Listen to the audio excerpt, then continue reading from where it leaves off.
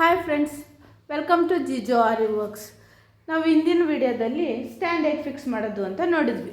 ಇವತ್ತು ನಾವು ಫ್ರೇಮ್ ಹೇಗಿರುತ್ತೆ, ಫ್ರೇಮಿಗೆ ಕ್ಲೋತ್ ಹೇಗೆ ಫಿಕ್ಸ್ ಮಾಡೋದು ಅಂತ ನಾವು ನೋಡೋಣ. ಇದು 18 ಇಂಚ್ ಫ್ರೇಮ್. ಈ ಫ್ರೇಮ್ಗೆ ಕ್ಲೋತ್ನ ಹೇಗೆ ಫಿಕ್ಸ್ ಮಾಡೋದು ಅಂತ ಇವತ್ತು ನಾವು ನೋಡೋಣ. ಇದು ಫ್ರೇಮ್. ಈ ಫ್ರೇಮಲ್ಲಿ 2 ರಿಂಗ್ ಇರುತ್ತೆ.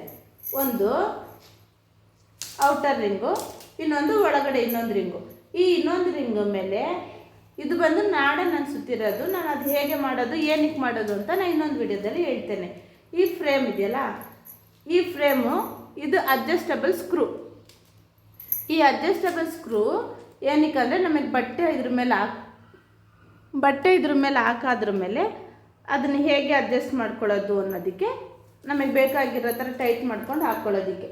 ಇವಾಗ ಈ ಔಟರ್ ಲೇಯರ್ ಇದೆಯಲ್ಲ, ಸ್ಕ್ರೂ ಇದೆಯಲ್ಲ, ಈ ರಿಂಗನ್ನು ತೆಗೆದು ಇಟ್ಬಿಡೋಣ ಬೇರೆ ಕಡೆ ಪಕ್ಕದಲ್ಲಿ ಇಟ್ಕೊಂಡು, ಇದು ಇನ್ನರ್ ಲೇಯರ್ ಇದೆಯಲ್ಲ, ಇದ್ರ ಮೇಲೆ ಕ್ಲೋತ್ ಸ್ಪ್ರೆಡ್ ಮಾಡ್ಕೊಳ್ಳೋದ. ನಿಮಗೆ ಯಾವ ಬ್ಲೌಸ್ ತೆಗೆದು ಹೊಲಿತಿದ್ದೀರೋ ಆ ಬ್ಲೌಸ್ ಪೀಸನ್ನು ತೆಗೆದು ಇದ್ರ ಮೇಲೆ ಫುಲ್ಲು ಸ್ಪ್ರೆಡ್ ಮಾಡ್ಕೊಬಿಡು. ಸ್ಪ್ರೆಡ್ ಮಾಡಿಕೊಂಡು ಅದಾದ್ರ ಮೇಲೆ ಇಲ್ಲಿ ಔಟರ್ ಲೇಯರ್ದೊಂದು ರಿಂಗ್ ಇತ್ತಲ್ವ, ಅದನ್ನು ತೆಗೆದು ಅದ್ರ ಮೇಲೆ ಇಟ್ಕೊಳ್ಳೋದ.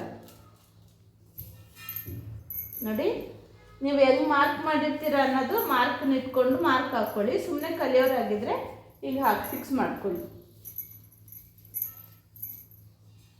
ಇವಾಗ ಇಲ್ಲಿ ನೋಡಿರಿ, ನನಗೆ ಇಲ್ಲಿ ಚಿಕ್ಕದಾಯಿತು. ಹಂಗಾಗಿ ನಾನು ಈ ಸ್ಕ್ರೂ ಇದೆಯಲ್ಲ, ಈ ಸ್ಕ್ರೂನ ಇನ್ನೊಂದು ಸ್ವಲ್ಪ ಲೂಸ್ ಮಾಡ್ಕೊತಾ ಇದ್ದೀನಿ.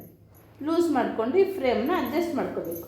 ಫಸ್ಟು ಈ ಫ್ರೇಮನ್ನ ಅಡ್ಜಸ್ಟ್ ಮಾಡ್ಕೊಂಡಾದ್ರ ಮೇಲೆ, ಇದು ತುಂಬ ಲೂಸ್ ಆಗಿತ್ತಂದರೆ ಮತ್ತೆ ಪುನಃ ಸ್ವಲ್ಪ ಟೈಟ್ ಮಾಡಿಕೊಂಡು ಇದನ್ನು ಹಿಂಗೆ ತಲೆ ಕೆಳಗೆ ಹಾಕ್ಕೊಳ್ಳಿ. ಹಿಂಗೆ ತಲೆ ಕೆಳಗೆ ಹಾಕ್ಕೊಂಡು ಎಡಗಡೆಯಲ್ಲಿ ಒಳಗಡೆ ಇದೆಯಲ್ಲ ರಿಂಗು, ಆ ರಿಂಗನ್ನು ಗಟ್ಟಿಗೆ ಇಟ್ಕೊಂಡು ಹೊರಗಡೆಯಿಂದ ಕ್ಲೋತನ್ನ ಪುಲ್ ಮಾಡಿ. ಪುಲ್ ಮಾಡಿದಷ್ಟೇ ಅಲ್ಲಿ ಬಟ್ಟೆ ಟೈಟ್ ಆಗ್ತದೆ.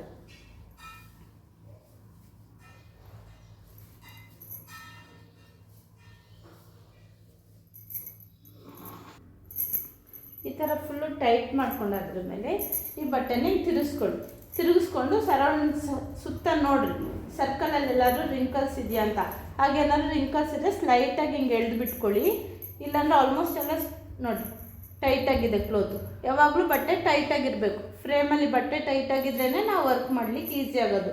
ಬಟ್ಟೆ ಏನಾದರೂ ಲೂಸ್ ಆಗಿತ್ತು ಅಂದರೆ ಸ್ಟಿಚ್ ಮಾಡಬೇಕಾದ್ರೆ ರಿಂಕಲ್ಸ್ ಬರುತ್ತೆ.